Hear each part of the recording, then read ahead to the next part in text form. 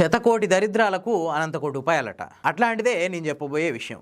China manja అనే ఒక దరిద్రానికి ఓ యువకుడు తన ఉపాయంతో విరుగుడు కనిపెట్టిండు. చైనా మాంజా పతంగ్ ఎగరేస్టోడి చేతిలో ఉన్నంతసేపు అదొక ఎంటర్టైన్మెంట్, కానీ అది వాడి చేతి నుంచి జారిపోతే రోడ్ల మీద వేలాడదీసిన కత్తి అది. 2017లోనే నేషనల్ గ్రీన్ ట్రిబ్యునల్ చైనా మాంజాన్ని నిషేధించింది. 7-8 సంవత్సరాల క్రితమే నేషనల్ గ్రీన్ ట్రిబ్యునల్ దీన్ని నిషేధిస్తే ఇప్పటికి కూడా దాని అమ్మకాలని కొనుగోళ్ళని ఆపలేకపోతున్నారు మన అధికారులు. ఎవ్రీ ఇయర్ ఎన్నో ప్రాణాలు ఈ చైనా మాంజాకు బలవుతున్నాయి. ఈ ముప్పు నుంచి తప్పించుకునేందుకే గుజరాత్కు చెందిన ఒక యువకుడు ఒక అద్భుతమైన ప్రయోగం చేసిండు. తన స్కూటీ ముందు నిలువుగా ఒక రాడ్ వెల్డింగ్ చేయించుకున్నాడు.